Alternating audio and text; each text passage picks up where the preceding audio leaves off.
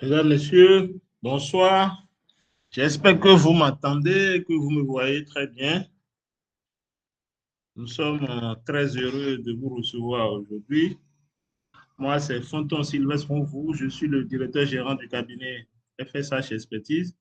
Et dans nos habitudes, nous avons, euh, à une fréquence bien donnée, organisé ce genre de séance pour discuter avec les acteurs du secteur de la microfinance, du secteur financier, sur un certain nombre de thématiques comme celle d'aujourd'hui. Donc, je voudrais vraiment vous remercier pour l'intérêt que vous avez manifesté pour cette séance. Aussi, remercier M. Ndaye pour sa disponibilité à nous accompagner sur cette activité. Alors, le cabinet FSH Perspective, c'est quoi? Alors, c'est un cabinet qui vise à accompagner les institutions de microfinance surtout, hein, à améliorer leur performance en mettant au cœur de leurs activités la satisfaction des clients. Et depuis que nous avons commencé, nous avons orienté nos activités sur la formation, notamment la formation en ligne, parce que nous sommes passés du constat, étant dans le secteur de la microfinance, des difficultés que les institutions ont à former le personnel. Or, jusqu'à aujourd'hui, l'activité de microfinance ne s'apprend pas toujours dans une classe, dans une école, à l'université. C'est sur le terrain que ça s'apprend. Alors, pour permettre aux gens de maîtriser cette activité, il faut vraiment former, former, former. Mais malheureusement, les moyens étant plus ou moins insuffisants, il est difficile pour les institutions d'accomplir cette tâche-là. C'est pourquoi nous avons eh, commencé notre activité par une offre de formation en ligne, parce que nous savons qu'avec la formation en ligne, ça va être à moins de coûts et avec des thématiques qui sont saucissonnées en des détails qui permettent vraiment d'apprendre concrètement en 3 heures, 4 heures ou bien en plusieurs séries de séances de 3 à 4 heures sur certaines thématiques pour les approfondir. Et nous sommes très satisfaits de la réponse que nous avons de votre part. Vous êtes toujours présent dans nos ateliers et ce que nous apportons de plus, c'est cette capacité à maîtriser les expertises, à vous amener des experts de renommée internationale pour débattre des thématiques. Comme le dit notre slogan au niveau de FSH Expertise, c'est toutes les expertises à votre portée. Et nos ateliers ne sont pas très chers puisque c'est des séances de 3 à 4 heures, même s'il arrive que nous puissions les multiplier. Et nous organisons aussi des webinaires de ce genre pour échanger avec les acteurs du secteur sur cette thématique. Et comme vous le savez, cette thématique que nous abordons aujourd'hui, c'est une thématique d'actualité. Nous allons y revenir tout à l'heure. OK? Donc, ce que nous faisons, c'est une capitalisation de plus de 20 ans d'expérience que nous avons dans le secteur et qui nous permet d'avoir une bonne compréhension des réalités en termes de renforcement des capacités, mais aussi de disposer de réseaux d'experts.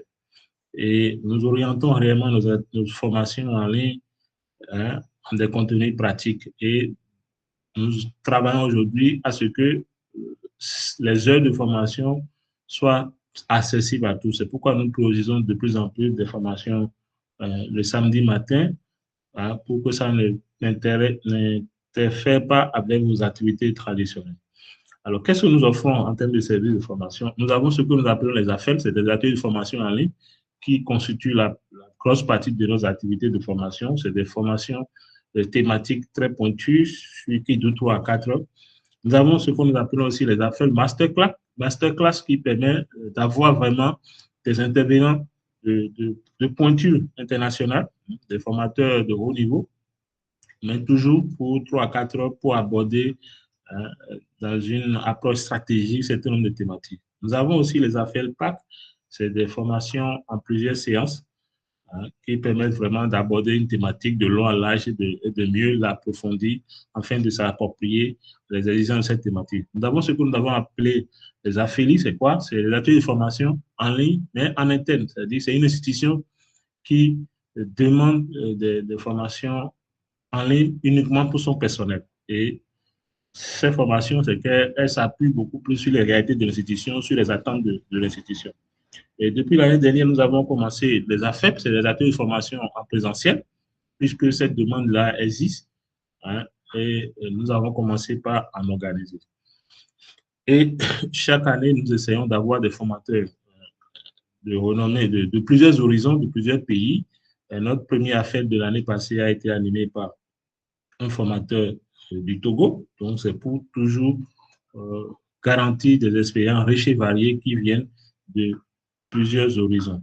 Nous abordons pratiquement toutes les thématiques qui sont liées au niveau, au renforcement, à la gestion, au développement des institutions, donc de la gestion de crédit au recouvrement, en passant par le marketing, ainsi de suite, la conformité, la finance digitale, ainsi, et la gestion de la performance sociale et environnementale.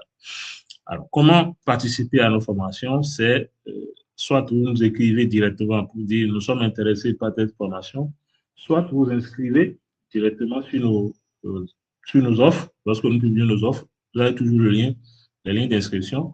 Et sur la base de ça, nous allons vous répondre et vous envoyer les factures. Et nous offrons divers moyens de paiement puisque les formations étant ouvertes à l'international, donc nous permettons aux gens de payer par mobile money, de payer par les transferts internationaux, Western Union, MoneyGram, RIA, tout ce que vous voulez, mais aussi par virement bancaire. Alors, nos prochaines activités de formation, c'est notre affaire sur les agents collecteurs, sur les parties de marketing. Vous savez très bien qu'aujourd'hui, ce produit de collecte de tontine, que ce soit digitalisé ou non, connaît un succès. Hein, donc, il y a une concurrence qui est là, à ce niveau-là. Donc, il faudra vraiment outiller les institutions, les agents collecteurs à ce qu'ils puissent gagner les clients, les fidéliser, puisque la fidélisation est très importante. Vous savez, les clients, la plupart du temps, euh, ne retirent pas leur épargne après un plan d'épargne donné à la fin du mois ou sur la durée qu'ils ont choisi. Donc, c'est comment arriver à ce que les agents puissent, les agents collecteurs puissent vraiment profiter et fidéliser les clients, gagner les clients aussi. Nous avons aussi un AFEP sur le contrôle de gestion, la mise en place du contrôle de gestion dans une IMF. C'est du 29 au 31 juillet à Cotonou. Et pourquoi cette formation? Parce que c'est une fonction qui est en train de prendre de l'ampleur au niveau des institutions. Pendant longtemps, beaucoup d'institutions n'ont pas eu cette fonction-là, mais avec la complexité et le développement des activités, cette fonction commence par apparaître dans les institutions. Eh bien, notre atelier de formation en présentiel veut vraiment outiller les institutions à bien mettre en place cette fonction pour en tirer profit, pour mieux piloter leur système de performance, pour mieux piloter leur performance à travers une bonne gestion de leurs ressources. Okay? Donc, voilà un peu ce que nous faisons. Alors, pour mieux profiter de la formation, nous avons quelques règles. Hein. Donc, si pour tirer de cette séance, pour tirer profit de cette séance, si vous êtes dans un environnement où il y a beaucoup de perturbations, vous risquez de ne pas tirer profit. Si vous avez envie d'exprimer quelque chose lorsqu'on va vous donner la parole, levez la main et ou bien vous envoyez les questions dans la boîte à questions. Si au cours de l'intervention, de nos échanges avec notre intervenant du jour, vous avez des questions, vous pouvez déjà notifier ces questions dans la boîte chat ou dans la boîte de questions. Je vais me charger de le relayer à l'intervenant plus tard. D'accord? Alors, lorsque vous n'avez pas la parole, vous coupez votre micro, puisque quand il y aura tout le monde, les micros ouverts, ça crée un bruit de fond. Ce bruit-là empêche effectivement la formation, la séance de bien se dérouler. Tout le monde ne peut pas activer ses caméras puisque ça va alourdir un peu la séance. Et la qualité d'Internet n'étant pas ce qu'elle est dans nos pays, donc faisons attention à ce que tout le monde ne puisse pas avoir ses caméras allumées. Donc, une fois encore, merci à vous pour votre intérêt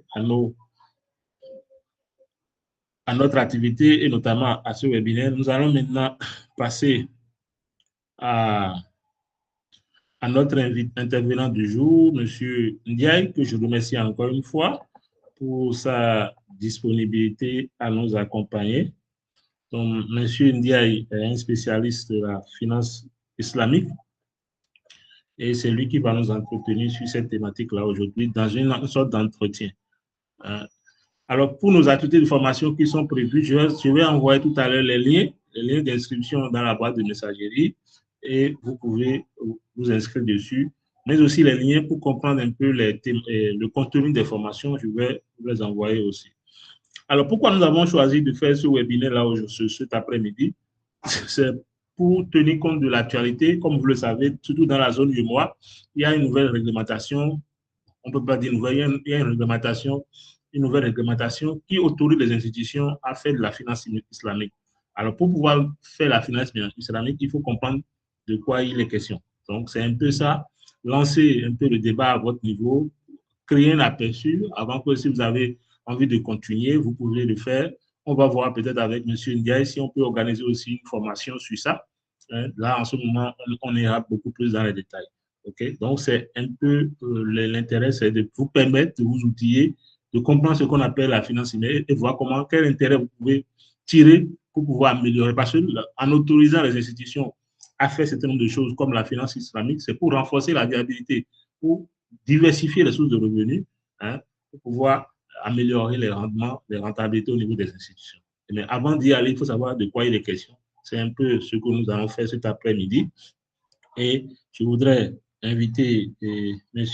Ndiaye à activer son micro, activer sa caméra pour permettre aux gens de le voir, si c'est possible. Hein.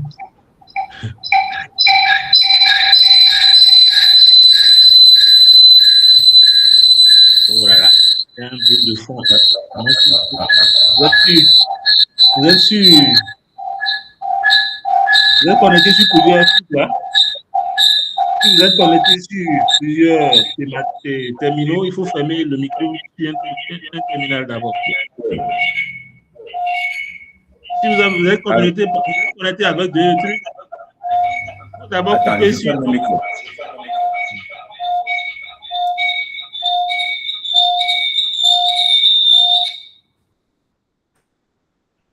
Allô? Allô? Voilà. Merci beaucoup, M. Allô, Ndiaye. vous me recevez? Oui, on vous reçoit très bien.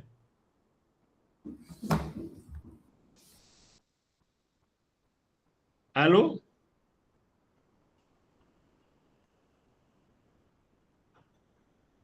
Allô? Oui, je vous entends. Nous vous entendons. J'espère que c'est la même chose chez Allô? les. Oui. Allô, Sylvestre? Oui, allô, je vous entends. Vous m'entendez?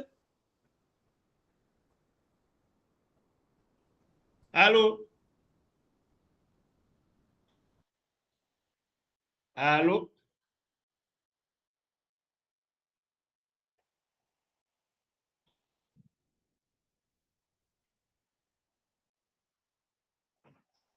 Monsieur Ndiaye, vous êtes là?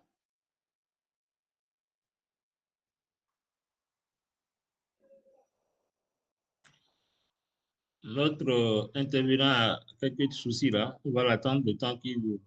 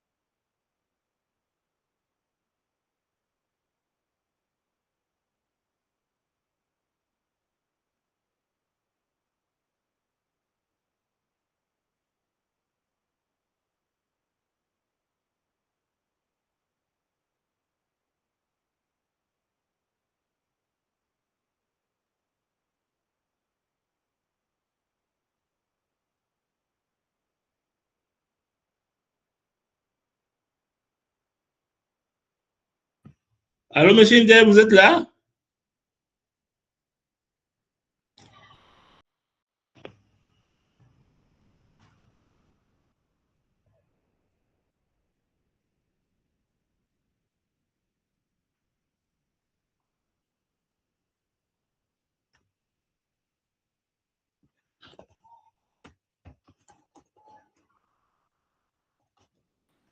Allô, Sylvestre, vous me recevez? Oui, là c'est bon. Ah, excellent, OK. excellent, excellent. Vous me recevez alors, je peux démarrer la communication? Oui, oui, tout à fait. Donc, en attendant, vous Ok, pouvez vous présenter à nos amis brièvement avant qu'on aborde oui, l'interview. oui, oui, ok, avec plaisir. Je pense que c'est tout un honneur pour moi de participer à ce webinaire qui m'offre l'opportunité de partager ce que nous sommes en train de faire dans la vraie vie, dans la pratique au niveau du Sénégal, exactement au niveau du Fonds de développement de la microfinance islamique au Sénégal, où je suis actuellement en tant qu'expert national. Je me nomme Cheikhou Omar Ndiaye. Je suis dans le secteur de la microfinance de façon générale, dans la microfinance conventionnelle ou classique, si vous voulez. Depuis 1995-96, nous avons eu à démarrer pour la première fois au Sénégal une institution de microfinance assez bien connue dans la sous-région, PAMECAS, si pour certains parmi les participants, éventuellement, il y en a qui connaissent bien PAMECAS. Tout à fait. C'est là où nous avons débuté notre carrière dans la microfinance en qualité d'agent de suivi technique dans les mutuelles, où nous avons également occupé plusieurs postes au sein de cette institution, directeur technique et informatique, directeur des systèmes d'information, directeur général par intérim jusqu'en 2014. C'est là où nous avons eu à connaître d'autres institutions de la sous-région, parmi lesquelles on peut citer la FESECAM, que je connais assez bien, pour avoir été là-bas plusieurs reprises en mission, etc., dans le cadre de nos travaux du groupe de référence technique et informatique. Je retiens un peu un ancien ami là-bas, Abou Amouda, je ne sais pas s'il sera présent là-bas, etc. Nous connaissons plus ou moins toutes ces institutions-là. Et également, c'est de là où nous avons démarré en même temps l'expérience de la finance islamique au niveau de PAMECAS, où j'ai été coopté dans le comité de pilotage. C'était en 2010-2011 pour démarrer la première fois au Sénégal l'ouverture des guichets islamiques dans un contexte où la réglementation n'était pas là. Évidemment, avec beaucoup de difficultés, on va certainement y revenir. Nous avons également, parallèlement à ces activités,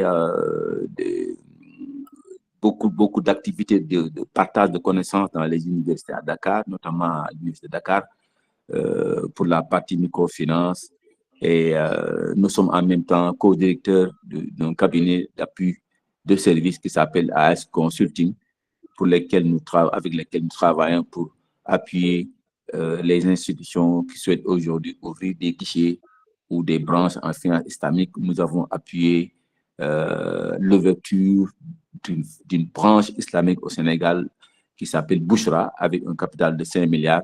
C'est notre cabinet qui a piloté tout l'agrément pour obtenir. Aujourd'hui, nous sommes dans ce fonds et c'est un plaisir vraiment de partager ces quelques connaissances avec l'assistance sur la finance islamique. Voilà un peu, Sylvestre, rapidement ce que je tenais à dire sur ma modeste personne. Merci. Merci beaucoup, M. Ndeye, pour cette brève présentation. Alors, nous allons démarrer par la première question, notre interview, entretien. Alors, je voudrais inviter les amis à faire les présentations dans la boîte de messagerie pour permettre à tout le monde de savoir ceux qui sont dans la séance, ainsi de suite. Alors, lorsqu'on parle de finance islamique, qu'est-ce qu'on peut retenir concrètement? C'est quoi la finance islamique?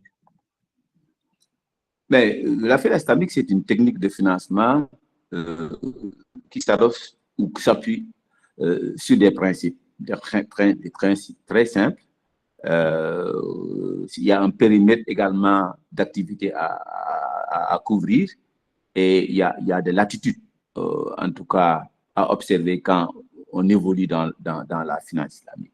Quels sont ces principes, quels sont ces piliers? C'est fondamentalement un pilier essentiel qui est l'interdiction ou le fait d'éviter un peu l'intérêt, communément appelé le riba. Ça, c'est un principe fondamental. On va y revenir peut-être rapidement, mais également, au-delà du riba qu'il faut éviter, il faut exclure tout ce qui est incertitude dans les activités et tout ce qui est spéculation dans les contrats. Il faut également appliquer ce qu'on appelle le principe du partage des pertes, s'il y en a, ou des profits dans les contrats participatifs. On va y revenir. Mais c'est également parmi les principes de fait d'appliquer ce qu'on appelle l'adossement à des actifs réels ou des actifs tangibles. On va y revenir. Mais également, c'est le fait d'exclure certains secteurs jugés illicites du point de vue de l'islam. Si vous rassemblez tout ça et que vous parvenez à éviter ces aspects-là dans la rédaction de vos contrats ou dans la relation avec votre clientèle, vous êtes véritablement dans la finance islamique. Donc, c'est des principes qu'il faut respecter. C'est un périmètre d'activité qu'il faut respecter. C'est des attitudes qu'il faut respecter. En gros, c'est ça la finance islamique.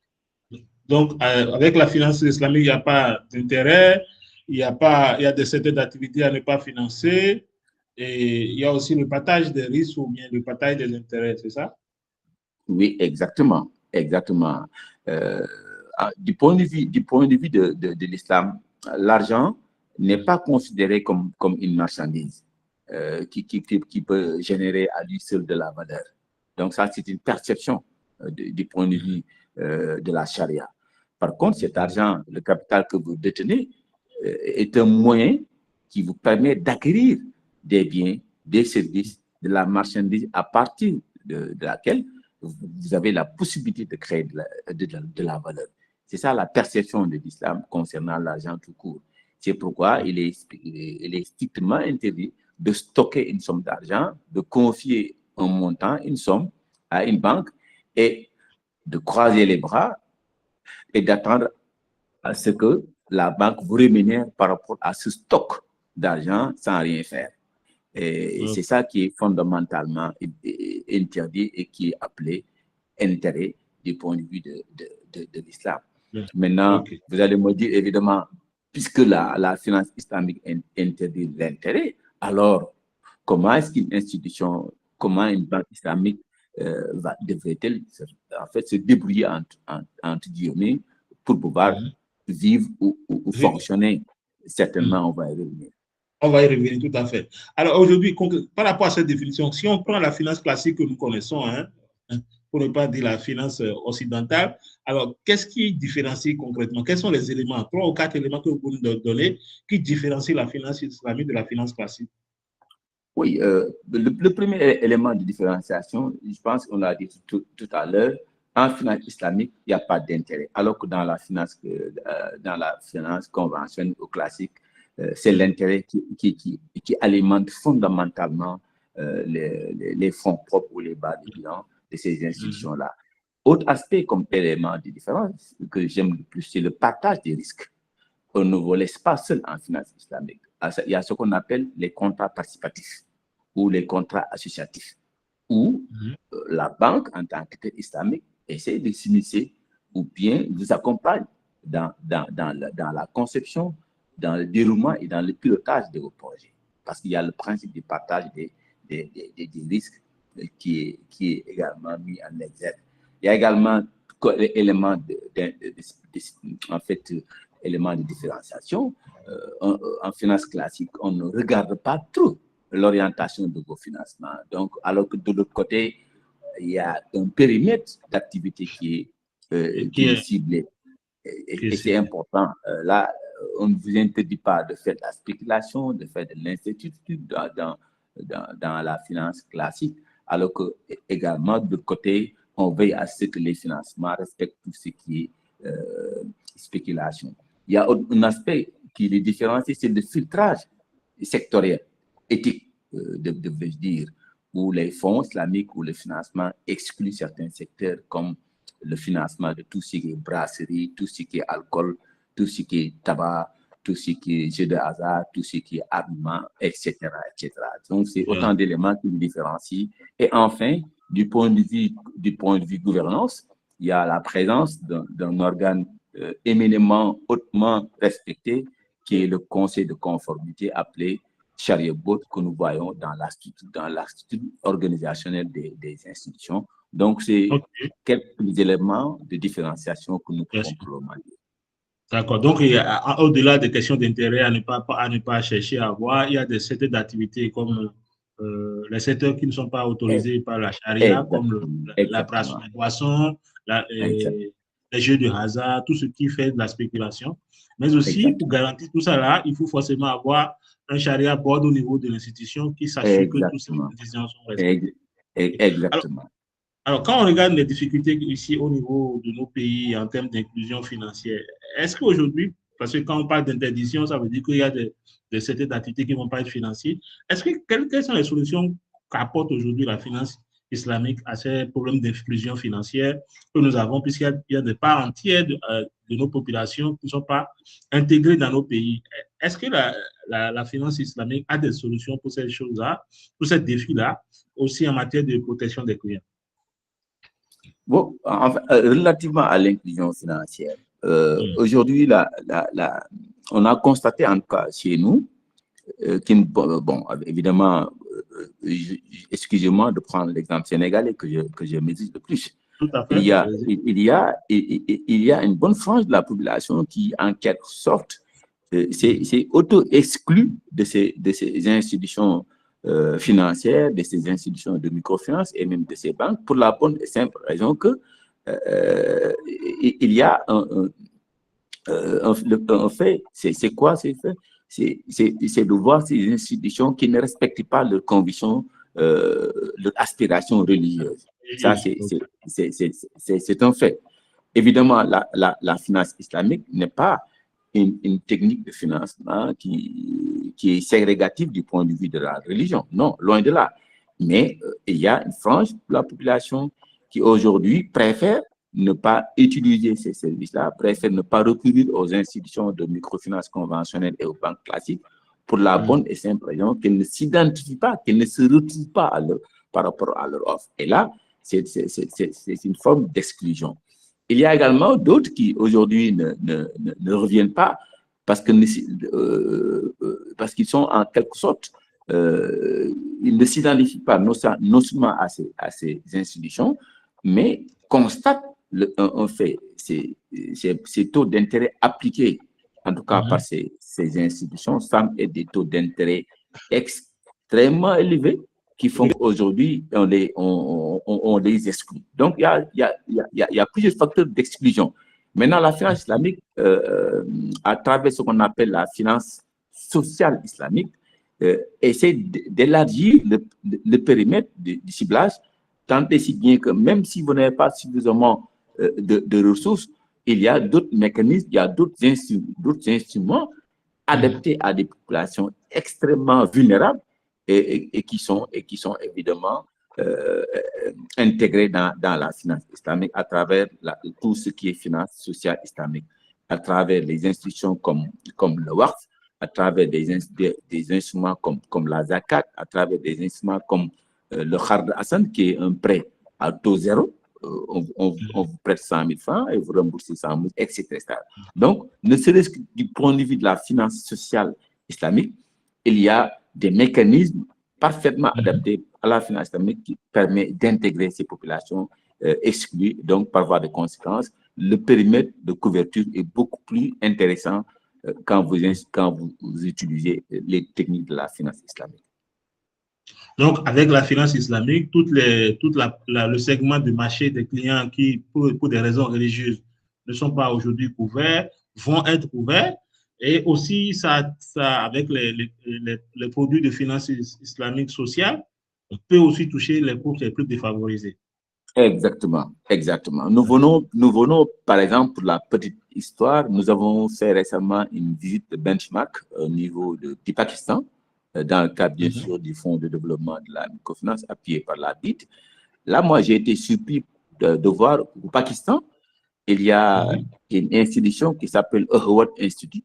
Vous avez la possibilité de taper sur le net et de vérifier qui offre des produits de microfinancement islamique à taux zéro à des populations extrêmement vulnérables. Et là, j'étais surpris par la qualité du portefeuille et le niveau de remboursement qu'opère en fait, l'institution. Évidemment, il y a derrière l'État pakistanais, mais également, il y a beaucoup de bonne volonté pakistanaises qui, à travers de la donation, à travers des œuvres de bienfaisance, à travers des financements quasiment concessionnels, permettent d'appuyer un rôle qui, à son tour, appuie l'accès à des populations vulnérables aux services de financement, etc., etc. Donc ça, c'est des modèles qu'on peut facilement dupliquer dans nos différents pays pour justement encore améliorer l'inclusion, mais également combattre l'extrême vulnérabilité, pour ne pas dire la pauvreté. Alors, aujourd'hui, la nouvelle réglementation autorise les institutions de microfinance à faire de la finance islamique. Quels sont les préalables qu'elles doivent respecter avant de se lancer dans la finance islamique? Oui, c'est une excellente question. Aujourd'hui, avec la nouvelle réglementation, nous avons une belle opportunité qui s'offre aux institutions de microfinance, mais au moins, il y a des préliminaires. Et je pense que le premier élément sur lequel j'invite en tout cas nos frères, c'est d'abord la conformité, la conformité réglementaire ou institutionnelle. Avec cet élément, l'institution devra tout faire pour s'assurer que son cadre d'exercice est légal. Ça, il faut la légalité. Autre élément préliminaire par rapport à l'offre, c'est de se doter d'un conseil de conformité ou un comité un conseil de conformité, appelé généralement Charibut. Ça, c'est un préliminaire. Il faut également se préparer à la séparation, à la ségrégation des ressources, des fonds à travers la comptabilité. Il faut également disposer d'une comptabilité dédiée. Ça, c'est important. Et également le fait d'adapter le processus de conception des produits et des services pour les rendre charia compliants. Et enfin élaborer un plan de formation et de capacitation des dirigeants et des personnels techniques, ne serait-ce que pour citer ces différents préliminaires avant de se lancer dans l'offre de financement islamique. Ok, donc à vous écouter, c'est une activité, enfin, c'est un métier à part. Il faut chercher d'abord à avoir l'agrément de ça, aussi avoir des supports spécifiques, comme vous avez dit, la comptabilité doit être séparée de la comptabilité classique, c'est ça? Oui, bien sûr. Ouais. C'est ce qu'on appelle le principe de la ségrégation des ressources à travers un système d'information dédié. Et ça se fait et c'est faisable.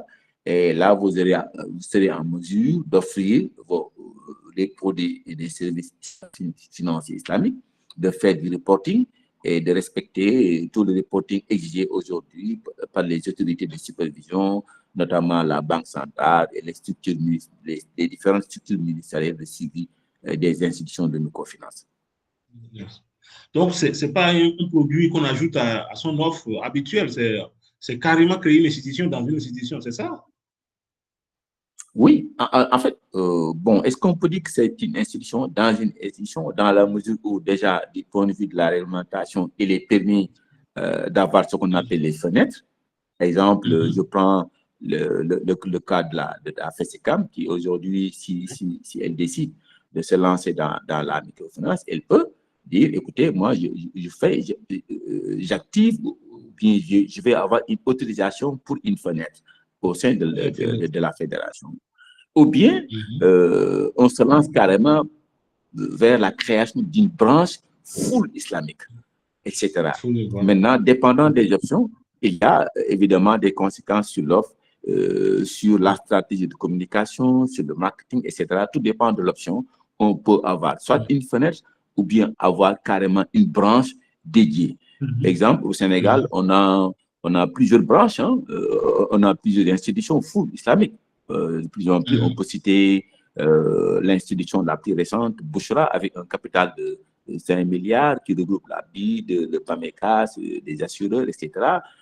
Ça, c'est carrément une institution full islamique avec comme statut une société anonyme de 5 milliards. On peut citer Taïsir, on peut citer qui a un capital de 1 milliard, on peut citer Ar-Rahman, on peut citer du point de vue des branches, on peut citer la branche islamique de PAMECAS qui s'appelle PAMECAS Amana. C'est une fenêtre à l'intérieur de PAMECAS qui fait de la finance islamique. On peut citer la fenêtre de IMSEC, qui est un faîtière à 2 niveaux, mais qui a carrément une fenêtre à l'intérieur. Donc, toutes ces options-là sont possibles, tout dépend des orientations stratégiques. OK. Merci beaucoup, M. Ndiaye. Alors, aujourd'hui, quelle est la taille de votre position, puisque vous êtes dans cette activité il y a longtemps, quelle est la taille aujourd'hui du marché potentiel de la finance islamique dans le mois? Est-ce que vraiment il y a de quoi, il y a un besoin non satisfait? Bon, je vais être très factuel avec vous. C'est quasiment à l'état embryonnaire parce que la taille de la finance islamique, elle est à l'image de ce que l'Afrique occupe dans le monde en matière de finance islamique. Savez-vous que le continent africain n'occupe même pas 2%, et je vous enverrai les statistiques, 2% des capitaux ou de l'actif des actifs financiers islamiques dans le monde. Donc, je vous laisse imaginer qu'en Afrique de l'Ouest, on est à un niveau très, très embryonnaire. Donc, il me sera très difficile d'avancer des chiffres, mais c'est moins de 1%, en tout cas, des actifs financiers mondiaux. Donc, il y a de quoi, il y a des Donc, activités, il y a un potentiel. Il y a un potentiel, Il y un a marché à prendre. il y a un potentiel extraordinaire à prendre. Donc, il y a vraiment de la marge. Si c'est la mer à boire, excusez-moi l'expression. Donc, il y a véritablement un très, très, très grand chantier en la matière. Nous avons accusé énormément de retard dans ce domaine-là. L'Afrique de l'Ouest est à la traîne par rapport à l'Afrique du Nord, qui évidemment même est en train d'être bousculée par l'Afrique du Sud, etc. Mais évidemment, vous allez voir que la plupart des institutions financières islamiques sont en Afrique du Nord ou bien au niveau du Maghreb, mais au niveau de l'Afrique de l'Ouest, je connais très bien le marché ouest africain, il n'y a pas grand-chose. OK. Alors aujourd'hui, quels sont les risques quand vous êtes déjà habitué à faire la finance que nous connaissons, à vous lancer dans la finance islamique? Quels sont les risques pour les institutions? Ou bien il y a Bon, pas d'abord, de... oui. D'abord, en tant qu'institution de microfinance conventionnelle, il y a des risques, n'est-ce pas? Tout à fait. Vous êtes d'accord avec moi. Maintenant, en plus de ces risques-là, si vous décidez de vous lancer, en plus des risques actuels par rapport à l'institution de microfinance, il y a les risques de non-conformité. Hein. Si vous vous lancez au niveau de la finance islamique sans pour autant véritablement prendre toutes les dispositions pour être conforme, il y a le risque de non-conformité, il y a les risques opérationnels et juridiques. Si vous n'avez pas suffisamment un manuel de procédure qui est bien conçu par des spécialistes en la matière, capable d'éviter les risques de réputation. Ça, c'est un risque additionnel. Il y a également des risques de liquidité. Si vous n'avez pas suffisamment préparé le marché, ça également, pour avoir suffisamment de la ressource, vous avez la possibilité de vous exposer. Hein. Ça également, c'est un risque. Il y a également un peu sur le plan fiscal. Si vous n'avez pas de disposition fiscale spécifique, vous risquez d'exposer vos produits à la double taxation. Et enfin, il y a ce qu'on appelle le risque de réputation. C'est quoi? Si vous vous lancez et que vous n'avez pas réuni toutes les conditions normales de température et de pression, là, vous risquez d'exposer votre institution. Ça veut dire quoi? Ça prend une préparation méticuleuse avant de s'y lancer. Il y a autant ces risques-là qui viennent s'ajouter à la cartographie des risques classiques que nous connaissons. Justement, un intervenant réagissait à fait. Quelqu'un a un commentaire sur quand on faisait la publication, la promotion du webinaire. On a reçu un commentaire d'un collègue là qui disait que la finance islamique, c'est très joli sur papier, mais que dans la réalité, lorsque les sinistres, par exemple, les activités ne marchent pas, eh bien, la question du partage des risques n'est plus d'actualité. C'est difficile aux institutions vraiment pour ne pas sombrer, de respecter vraiment ces principes essentiels à la finance islamique. Bon, en fait, en réalité, peut-être c'est une perception qui peut s'expliquer par un vécu, mais à dire vrai, c'est pas ça ma position. Exemple, si nous prenons le cas des contrats participatifs, où déjà on n'applique pas, on applique justement ce principe-là, on peut aisément dire qu'on est l'institution financière islamique est beaucoup plus même à l'aise, et même les sociétés qui l'utilisent par rapport à ces contrats participatifs-là. Quand on parle de contrats participatifs, je veux dire tous les instruments comme la Modaraba, comme la Modaraba générale, la Modaraba restreinte, la Musharaka dégressive. Quand on parle de finance islamique, c'est justement tout le volet participatif, tout le volet investissement. C'est la quintessence de la finance islamique. Et à ce niveau-là, ces principes-là sont rigoureusement appliqués, en tout cas dans des pays que je connais, où la finance islamique est très bien utilisée. Par contre, si nous prenons la première catégorie de contrats, les contrats à base de vente, à but lucratif, là, si les praticiens se contentent un peu d'apprécier la finance islamique en s'inspirant de cette catégorie, ils peuvent ne pas avoir une belle perception.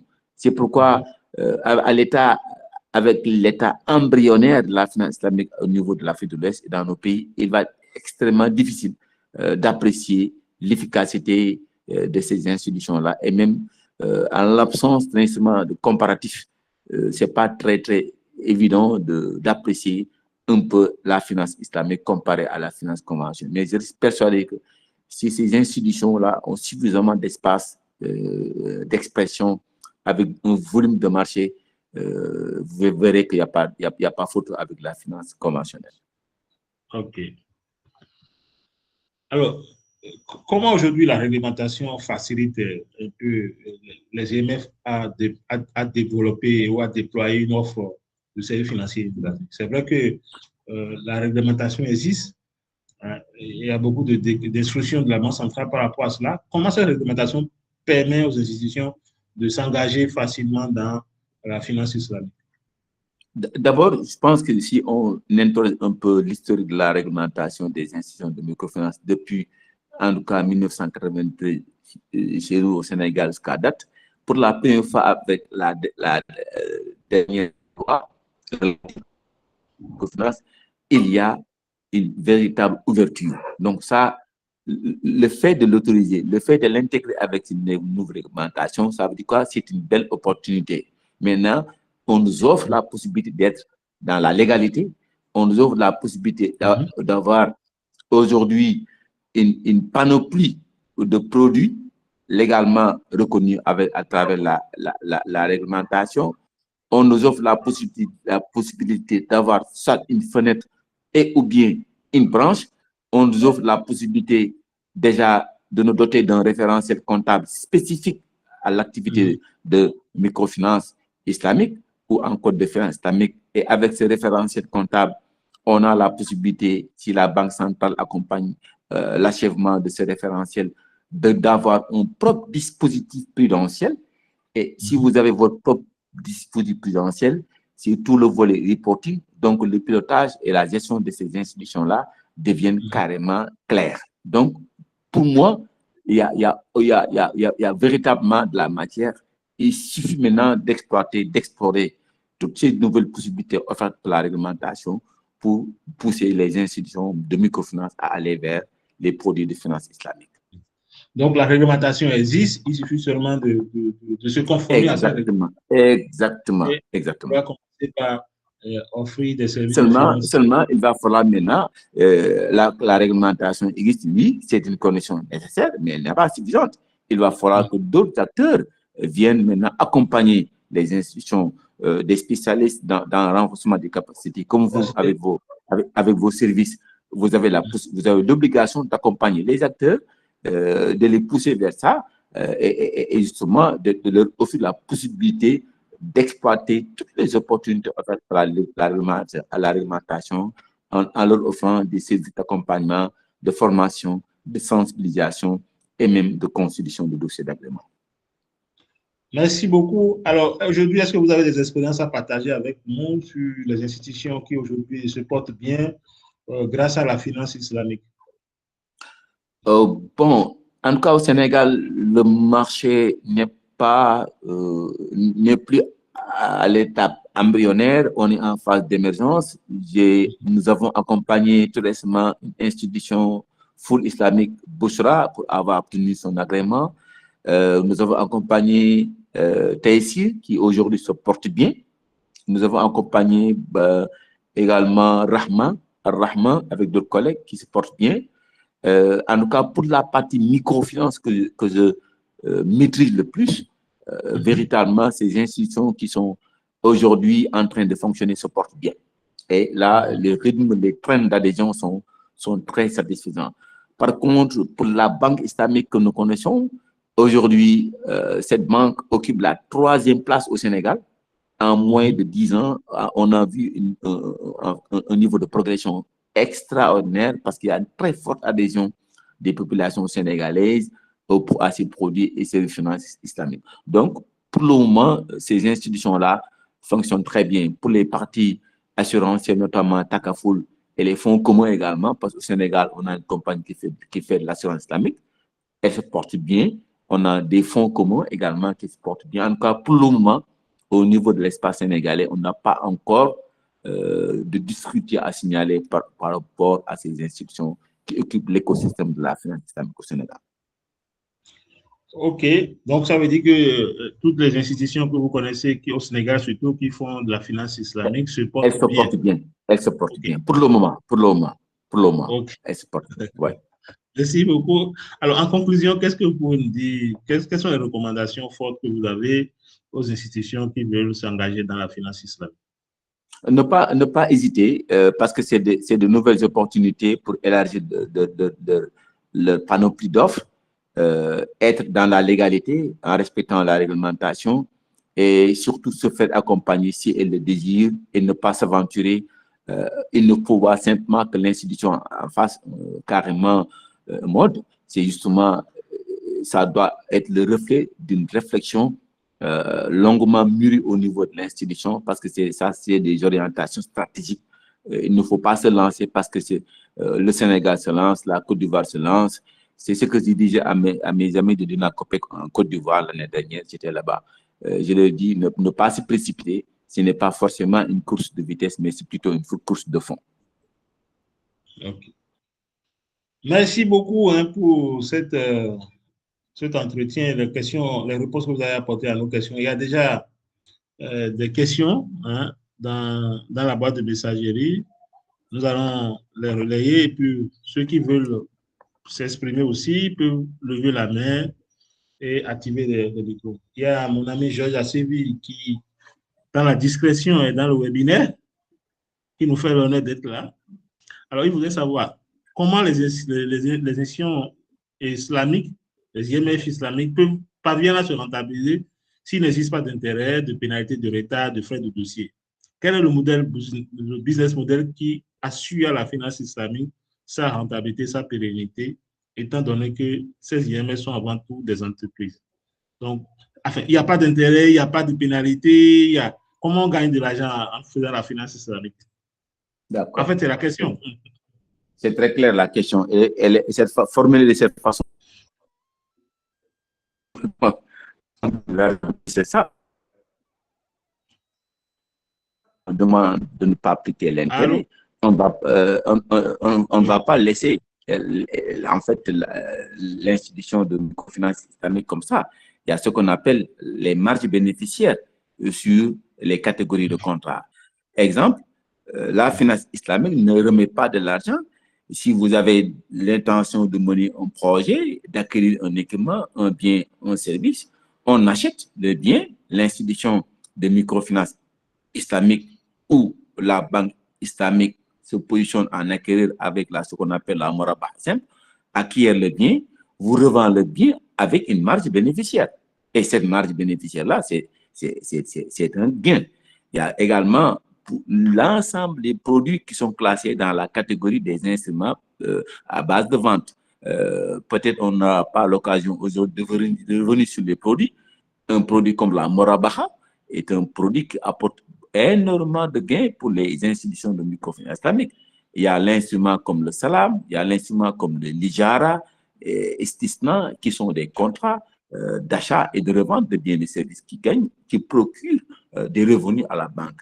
Autre aspect, les pénalités de retard. Attention, je précise que les pénalités de retard ne sont pas interdites, seulement elles sont à appliquer sous réserve. Aujourd'hui, les pénalités de retard appliquées par une institution financière islamique doivent s'expliquer et doivent avoir l'autorisation du conseil de conformité. Et si on applique les pénalités sur un débiteur défaillant, le gain ou les produits financiers obtenus devront faire l'objet d'un traitement spécifique quand on est dans la finance. Oui, on interdit l'intérêt. Oui, les marges financières sont permises. Oui, les commissions sont permises dans certaines activités. Oui, les profits sont permis quand il s'agit d'appliquer déjà les contrats participatifs ou d'investissement. C'est le cumul de tout cela qui font qu'aujourd'hui, les institutions de microfinance islamique assurent leur rentabilité. Et là, si on aura l'occasion, peut-être éventuellement une autre fois, de revenir sur le mode opératoire, on peut vous expliquer de façon très détaillée comment fonctionnent déjà du côté actif comme du côté passif les institutions de microfinance islamique. Merci. Donc, il y a possibilité de gagner de l'argent, seulement que ça ne parle pas les mêmes noms, ce n'est pas peut-être la même manière. Alors, revenons un peu à ce que nous faisons d'habitude. On a une vendeuse de produits importés dans un marché africain à qui on a l'habitude de donner un capital, un crédit pour faire ces activités-là. Dans la finance islamique, quelle forme ça va prendre? Est-ce que c'est toujours possible de faire ce genre de crédit ou bien ce n'est pas possible? Si on doit le faire, quelle forme ça prend en finance islamique? D'abord, ce qu'il faut essayer de régler en préliminaire, c'est quels sont les types de produits que l'institution de microfinance compte-t-elle utiliser? Est-ce qu'il s'agit des produits ou les contrats à base de vente, comme la Morabaha, comme le Salam, comme l'Istisna, comme l'Ijara, etc. Ça fait partie, heureusement que vous avez posé la question relative au préliminaire. Donc, réglez d'abord les questions relatives à l'offre dans un premier temps. Ensuite, en analysant votre propre environnement, vous avez ce qu'on appelle votre propre plan d'affaires ou bien votre propre plan politique de financement.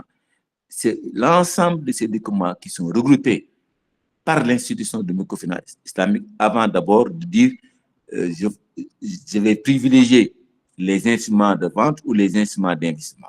Maintenant, si tout ça est réglé, vous allez maintenant attaquer votre marché. S'il s'agira, par exemple, d'acheter et de revendre, vous allez, dans un premier temps, consulter ce qu'on appelle une base de données de fournisseurs agréés avec lesquels vous allez travailler. Parce que la finance islamique, c'est en quelque sorte une forme de commerce. Il est carrément permis à une institution d'avoir un lot ou bien un pool de fournisseurs agréés avec lesquels l'institution va travailler. Acheter de la marchandise, revendre de la marchandise, mettre maintenant la marge bénéficiaire. L'ensemble de ces fournisseurs également sont appelés à disposer de leur propre compte au niveau de l'institution pour éviter l'ensemble des mouvements et flux financiers relatifs à l'acquisition et à la revente de biens et services. Et enfin, la même institution aura à travailler avec certains services administratifs pour tout ce qui est fiscalité, tout ce qui est dédouanement, etc., etc. Donc, le modèle économique est en soi très, très, très, très, très, très riche parce que faisant intervenir plusieurs acteurs qui n'ont pas forcément même d'intervention. Parce que justement, ce n'est pas seulement de la liquidité qu'on donne un individu et à qui on attend, mais c'est plusieurs acteurs qui sont appelés à intervenir dans la chaîne pour permettre à ce que l'institution de microfinance islamique fonctionne tout en respectant la conformité. Et enfin, il y a ce qu'on appelle la certification de vos produits. Tous les produits que vous comptez offrir devront faire l'objet de certification en amont par le conseil de conformité pour éviter tout risque de réputation. C'est en ce moment-là que vous allez vous dire que tel produit est plus rentable ou tel autre avant de se lancer à l'offre. Merci. Merci beaucoup pour ça c'est l'exemple de achat de vente, des produits de vente. Maintenant, les produits de mise à disposition de capital, comment ça se fait en finance islamique? Oui, là, oui, c'est ce qu'on appelle les contrats participatifs. Exemple, on vous interdit si avec les DAT, on rémunère de l'argent avec de l'intérêt et c'est intérêt. Mais par contre, ici, l'élément de réponse le plus probant, c'est le fait d'utiliser ce qu'on appelle les comptes d'investissement. Les comptes d'investissement peuvent être utilisés dans les deux sens, soit faire du financement avec les dépôts ou encore faire des financements avec de l'autre côté. Maintenant, les mises à disposition, c'est quand l'institution de microfinance islamique contacte certaines sociétés qui ont beaucoup de fonds et communique avec ces derniers pour signaler des projets d'investissement ou des activités porteuses qui peuvent les orienter vers le recours à des instruments participatifs, comme la Modaraba, comme la Musharaka, comme la Modaraba restreinte, etc., etc. En ce moment-là, tout dépendra des contrats que l'institution va signer avec ces détenteurs de fonds-là pour définir des clés de répartition et maintenant cibler les activités qui seront financées avec ces fonds-là. Soit l'institution est modérée ou encore gestionnaire, soit la banque islamique est raboulement, donc pourvoyeuse de fonds. Et là, ça fait encore un autre élément de différenciation. En finance islamique, l'institution peut être soit gérante ou soit pourvoyeuse de fonds. Et là, c'est ce qu'on ne peut pas retrouver dans la finance classique. Et ça aurait été intéressant maintenant d'avoir carrément un exercice qui sera orienté carrément vers le fait de décortiquer le modèle économique de ces banques islamiques-là, ou encore de ces institutions de microfinance islamique.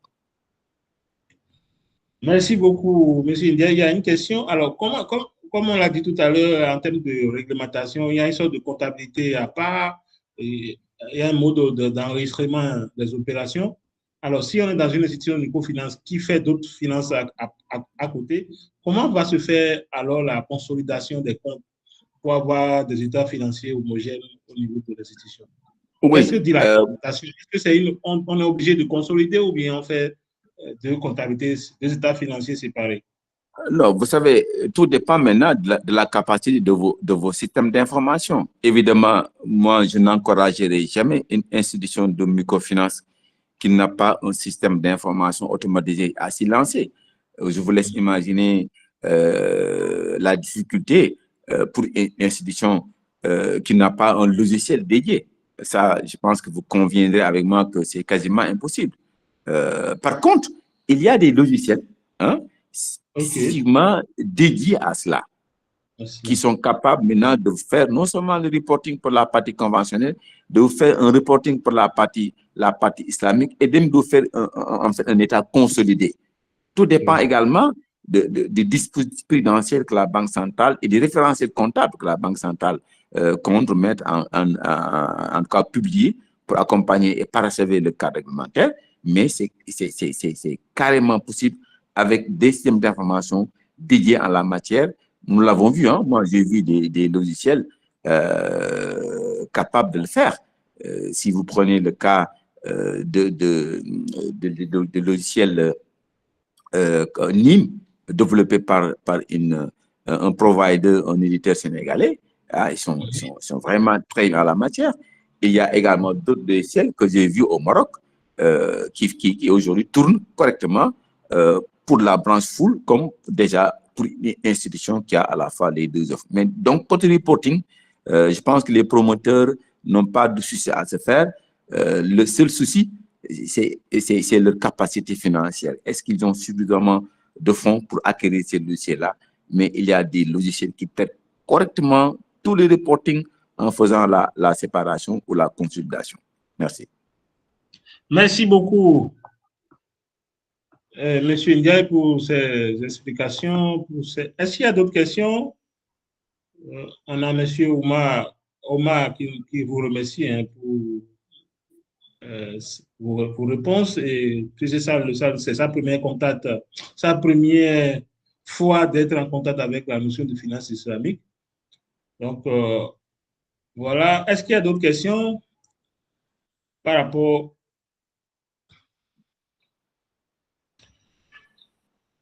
la partie fonctionnement m'intéresse beaucoup par rapport au financement des projets. Je ne sais pas si M. Oumar veut bien se faire plus compréhensif. Qu'est-ce que vous voulez dire par là? Financement des activités des clients. Bon, je pense que M. Ndiaye en a parlé un peu. Hein. Il y a différents produits. Ça dépend des choix de l'institution, de ce qu'il veut faire. Hein. Il y a les ventes, il y a aussi les projets de financement participatif. Exactement. Est-ce qu'il y a d'autres interventions?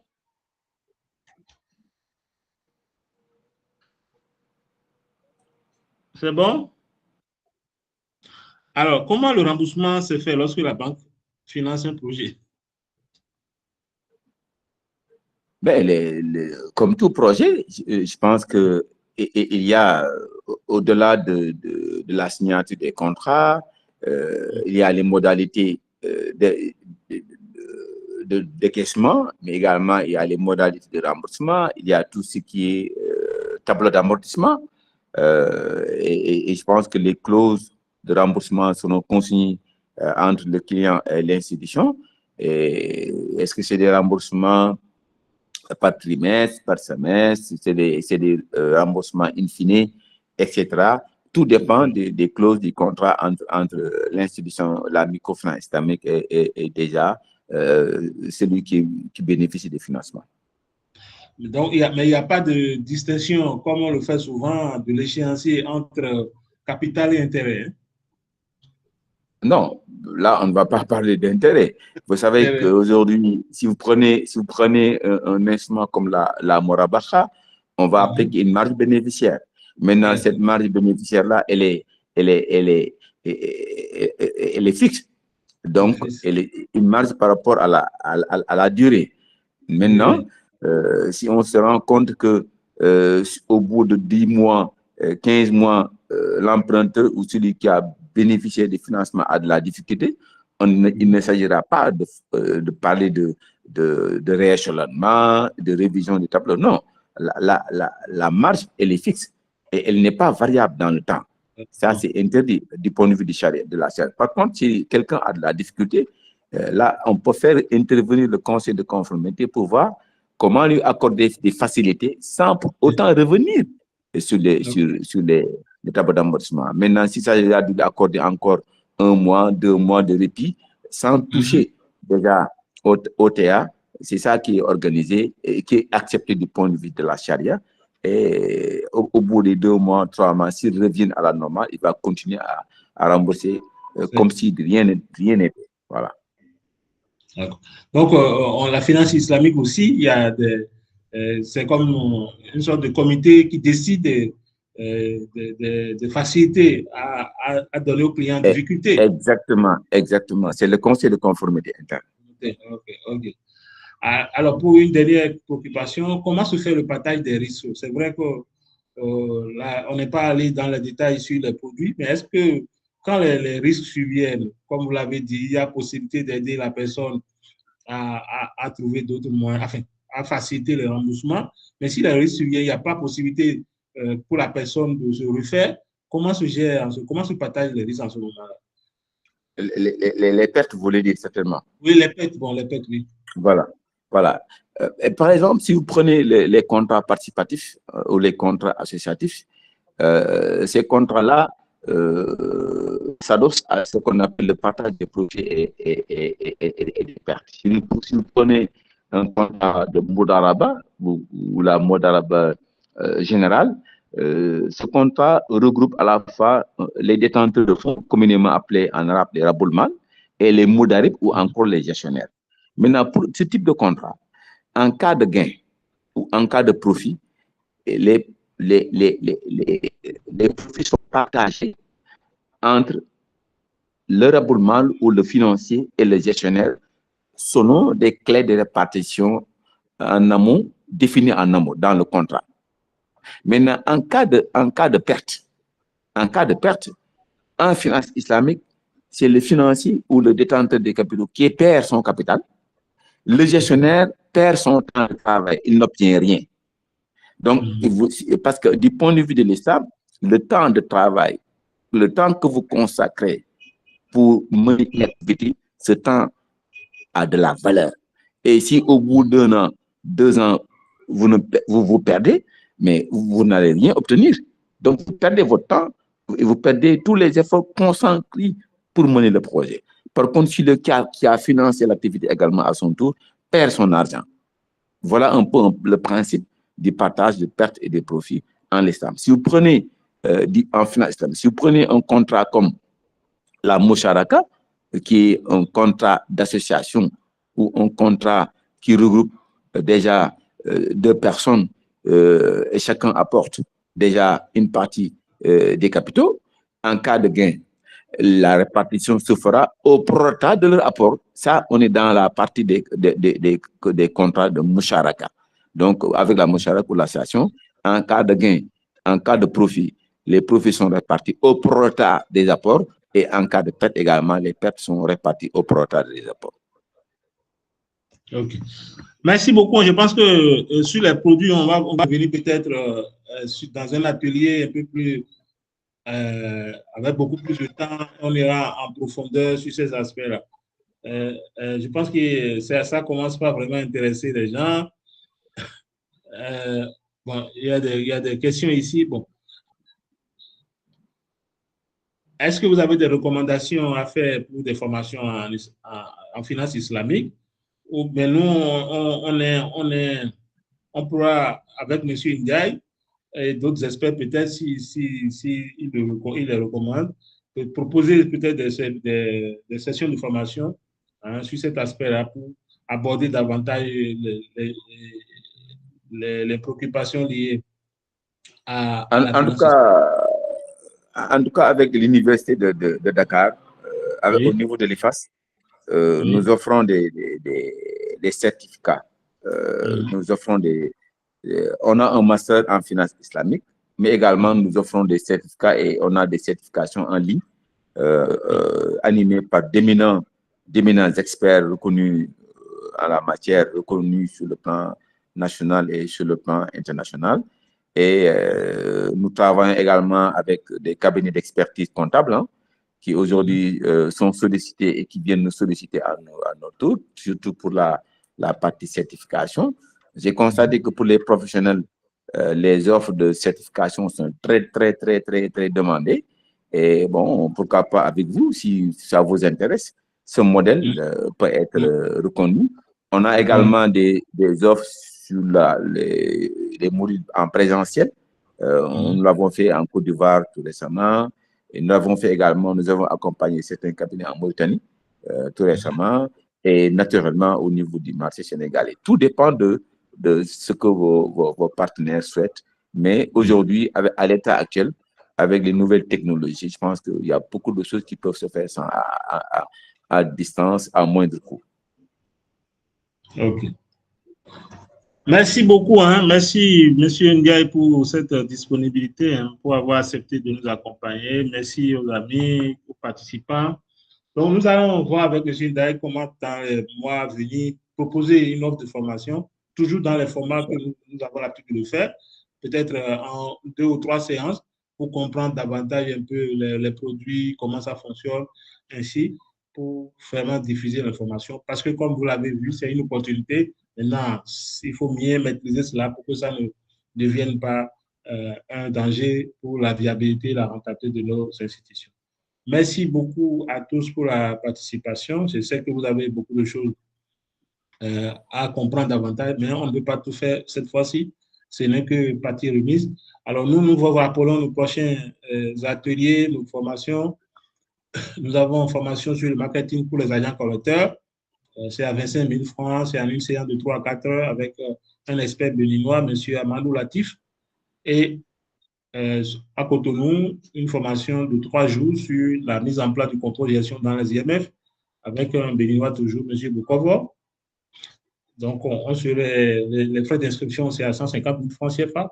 Donc, nous serons très intéressés à vous voir participer à ces activités-là.